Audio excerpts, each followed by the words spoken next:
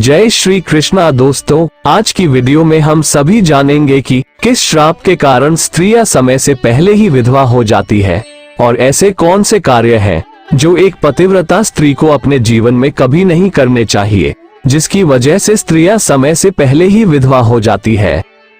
सभी माताओं, बहनों और दोस्तों से निवेदन है कि इस वीडियो को पूरा अवश्य देखिए, लेकिन उससे पहले अगर चैनल पर नए हैं तो चैनल सब्सक्राइब जरूर करें और बेल आइकन प्रेस करना ना भूलें और कमेंट में जय श्री कृष्णा जरूर लिखें। चलिए आपका ज्यादा समय न लेते हुए वीडियो को शुरू करते हैं। दोस्तों, एक बार भगवान श्री राम वनवास के समय अपनी कुटिया में बैठे विश्राम कर रहे थे। तभी माता सीता भगवान श्री राम से पूछती है कि हे स्वामी, औरत किस पाप के कारण समय से पहले विधवा हो जाती है? तो भगवान राम कहते हैं, देवी सीता, आज अचानक से तुम मुझसे ये प्रश्न क्यों पूछ रही हो? तो माता सीता कहती हैं, प्रभु, आज जब मैं पूजा के लिए फूल तोड़ने गई थी तो मैंने कुछ स्त्रियों को देखा जो देखने में एक ही उम्र की थी, परंतु उसमें से एक औरत विधवा हो चुकी थी और बहुत दुखी जीवन व्यतीत कर रही थी और बाकी उसी उम्र की औरत अपने पतियों के साथ सुख से अपना जीवन व्यतीत कर रही थी। ये दृश्य देखकर मेरे मन में कुछ प्रश्न उठ रहे हैं। हे स्वामी, कृपया आप मुझे मेरे प्रश्नों का उत्तर देकर संतुष्ट करें। देवी सीता कहती है, हे प्रभु, मेरा पहला प्रश्न है, कौन सी स्त्री समय से पहले विधवा हो जाती है और सारी उम्र दुखी जीवन व्यतीत करती है? और मेरा दूसरा प्रश्न है, कौन सी स्त्री को जीवन में कभी सुख शांति नहीं मिलती? और मेरा तीसरा प्रश्न है, वह कौन सी चीज है जो एक पत्नी अपने पति के मांगने पर भी पति को नहीं देती? इस तरह माता सीता के तीनों प्रश्नों को सुनकर भगवान राम कहते हैं, देवी, तुम जिन स्त्रियों की बात कर रही हो उनमें से एक स्त्री समय से पहले ही विधवा होकर अपना दुखी जीवन व्यतीत कर रही है और वहीं पर अन्य स्त्रियां सुहागन है और अपने पति के साथ खुश होकर सुखी जीवन व्यतीत कर रही है। तुम जानना चाहती हो आखिर ऐसा क्यों है? तो देवी सुनो, मैं तुम्हें इन सभी प्रश्नों का उत्तर एक कथा के माध्यम से देना चाहता हूँ। इस कथा को बहुत ही ध्यान से सुनना, क्योंकि आधी अधूरी कथा सुनने वालों को आधा अधूरा ही ज्ञान प्राप्त होता है जो जीवन में कभी काम नहीं आता। और यदि तुमने ध्यान से सुना तो तुम्हारे तीनों प्रश्नों के उत्तर कथा को सुनने के बाद तुम्हें मिल जाएंगे।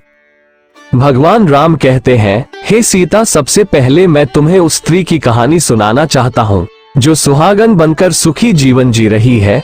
और जिस सुहागन स्त्री की तुम बात कर रही हो वह स्त्री और कोई नहीं बल्कि कौशल नरेश के नौकर की पत्नी है। और वह स्त्री जिस नौकर की पत्नी है उस नौकर को अपनी पत्नी पर पूरा विश्वास है कि मेरी पत्नी एक चरित्रवान और पतिव्रता स्त्री है, जिसकी प्रशंसा वह नगर में सबसे किया करता है और अपने साथियों से अपनी पत्नी के गुणगान किया करता है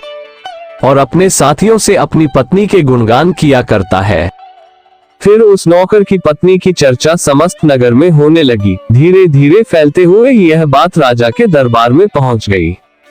ये बात सुनकर राजा ने अपने नौकर को बुलाया और कहा कि तुम हर किसी से कहते हो कि तुम्हारी पत्नी एक चरित्रवान और पतिव्रता स्त्री है। क्या वास्तव में तुम्हारी पत्नी एक चरित्रवान और पतिव्रता स्त्री है? और क्या तुमको पूरा विश्वास है कि तुम्हारी पत्नी एक पवित्र स्त्री है और तुम्हारे अलावा पराये मर्द को आंख उठाकर भी नहीं देखती? और क्या इस बात का कोई सबूत तुम्हारे पास है?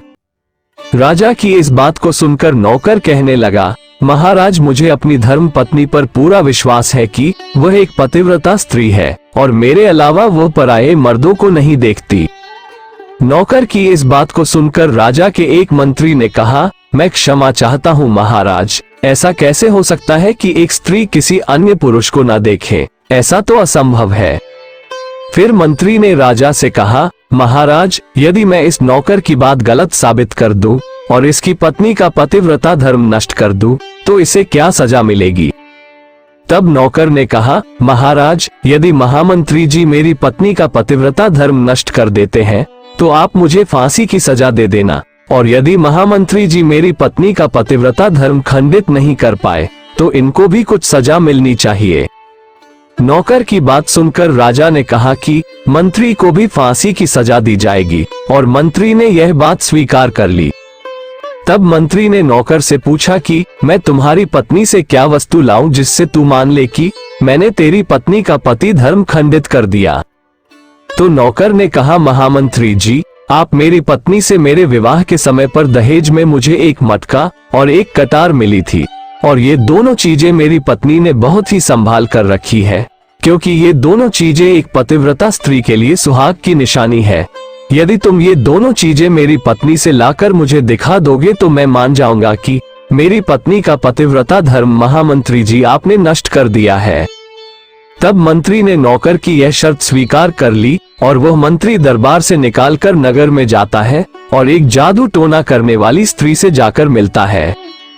जो काम कोई नहीं कर पाता था वो काम वो जादू टोना करने वाली स्त्री कर देती थी। और मंत्री ने उस स्त्री को कहा, तू कैसे भी करके उस नौकर की पत्नी से मेरा संबंध बनवा दे, इसके बदले तुझे जितना धन चाहिए मैं उतना धन देने को तैयार हूँ। इस तरह मंत्री की बात सुनकर वह स्त्री कहा, जिस औरत के बारे में बात कर रहे हो वह औरत एक पतिव्रता नारी है, उसे नहीं किसी धन का लोभ है और नहीं किसी वस्तु का लालच है, तुम्हें वो तुमको मटका और कटार नहीं देगी। ये बात सुनकर मंत्री ने कहा, यदि तू मेरा उससे संबंध नहीं करवा सकती है तो एक काम कर दे, उसके घर जाकर उसका मटका और कटार चुरा कर मुझे दे दे, और उसकी पत्नी के जांघ के पास यदि कोई निशानी हो तो वह निशानी मुझे देखकर बता दे, फिर मैं तुझे मुंह मांगा इनाम दूंगा, तुझे जितना धन चाहिए उतना धन मैं दूंगा। मंत्री की यह बात सुनकर उस जादू टोना करने वाली स्त्री के मन में धन का लालच आ गया और उसने कहा, ठीक है, मैं तुम्हारा काम अवश्य करूंगी, लेकिन मुझे मुंह मांगा धन देना पड़ेगा। मंत्री ने कहा, ठीक है, और फिर वो स्त्री नौकर के घर में वेशभूषा बदल कर जाती है और नौकर की पत्नी से जाकर कहती है, बेटी मैं तेरे पाती की बुआ हूँ, मैं कई सालों के बाद आई हूँ। फिर उस नौकर की पत्नी ने कहा, आप इतने सालों बाद आए हैं इसीलिए मैंने आपको पहले कभी देखा नहीं, इसलिए मैं आपको पहचान नहीं पाए। और इस प्रकार वो स्त्री उस नौकर के घर में बुआ बनकर रहने लगी। नौकर की पत्नी ने उस स्त्री को बुआ समझकर बहुत आदर सम्मान दिया, मगर उसे यह नहीं पता था कि इस जादू टोना करने वाली स्त्री को मंत्री ने उसके साथ छल करने के लिए और उसका पतिव्रत धर्म नष्ट करने के लिए भेजा है। अब वो स्त्री नौकर के घर में मजे से रहने लगी और नौकर की पत्नी के ऊपर झूठा प्यार लुटाने लगी। एक दिन नौकर की पत्नी स्नान करने के लिए स्नान गृह में गई। फिर उसके थोड़ी देर बाद ही वो स्त्री भी नौकर की पत्नी के पास जाकर उसकी कमर रगड़ने लगी। उस पतिव्रता औरत ने बहुत मना किया, फिर भी वो स्त्री नहीं मानी और कहने लगी, तुम मुझे अपनी बेटी से भी ज्यादा प्यारी लगती हो तो मना मत करो। काफी दिनों के बाद में मेरी और तुम्हारी मुलाकात पहली बार हुई है। और ऐसा कहकर वह स्त्री उसे बातों के मायाजाल में उलझाने लगी और फिर मौका देखते ही उसने उस परवृत्ता औरत के गुप्तांग के पास में जांघ पर एक तिल था जो उस जादू टोना करने वाली स्त्री ने देख लिया और उसका काम बन गया। इसी बीच उस स्त्री को मटका और कतार चुराने का मौका मिल गया और उसने मटका और कतार चुरा लिया और वहां से ये दोनों चीजें चुराकर भाग गई। वो सीधा जाकर मंत्री के पास पहुंची और मंत्री को मटका और कतार दे दिया और उस नौकर की पत्नी के जांघ पर तिल की निशानी है ये भी बता दिया। मंत्री मटका और कतार लेकर सीधा राजा के दरबार में जा पहुंचा और राजा से कहा, महाराज मैं नौकर की पत्नी के साथ 2 दिन रहकर आया हूँ और यह मटका और कतार उसी ने मुझे दिया है। इस तरह मंत्री की यह बात सुनकर राजा ने तुरंत दरबार लगाया और नौकर को बुलाया। फिर मंत्री ने दरबार में मटका और कतार नौकर को दिखाते हुए कहा, महाराज मैंने नौकर की शर्त पूरी की और भरे दरबार में ये भी कहा कि नौकर की पत्नी की जांघ पर तिल है। ये भी बात सुनकर नौकर मान गया कि वास्तव में आज मेरी पत्नी ने अपना पतिव्रता धर्म पूरी तरह से नष्ट कर लिया है। अब नौकर का अपनी पत्नी से विश्वास उठ गया।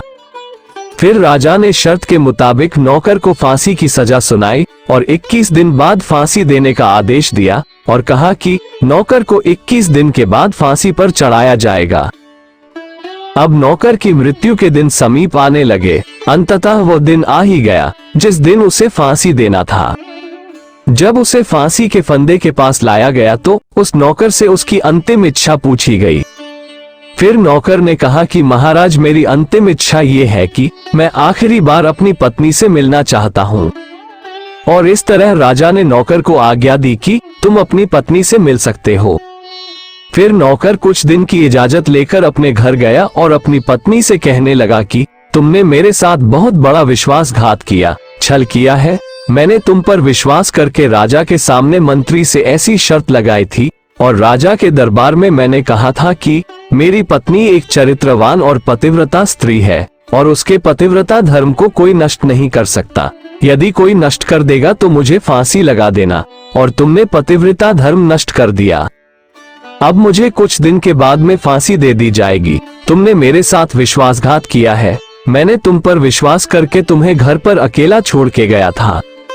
नौकर की यह बात सुनकर उसकी पत्नी ने उसे उस स्त्री की बात बताई जो उसके पति की बुआ बनकर उसके घर पर आई थी।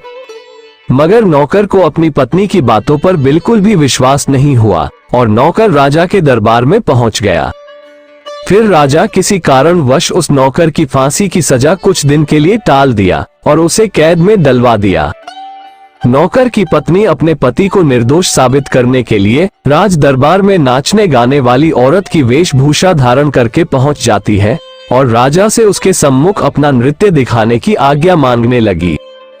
राजा ने स्त्री की सुंदरता देखकर नाचने की आज्ञा दे दी।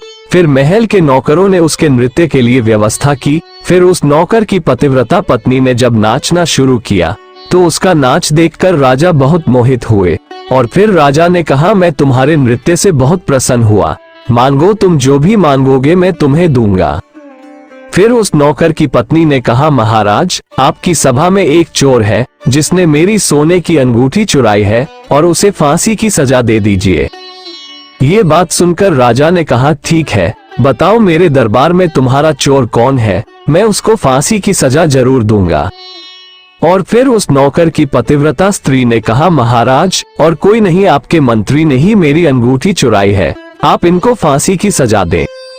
जैसे ही मंत्री ने सुना कि ये स्त्री मुझे चोर बता रही है तो तुरंत मंत्री कहने लगा, महाराज मैं शपथ खाकर कहता हूँ कि मैंने इसकी अंगूठी नहीं चुराई है और मैंने इसे आज तक कभी देखा ही नहीं है, तो मैं इसकी अंगूठी कैसे चोरी कर सकता हूँ।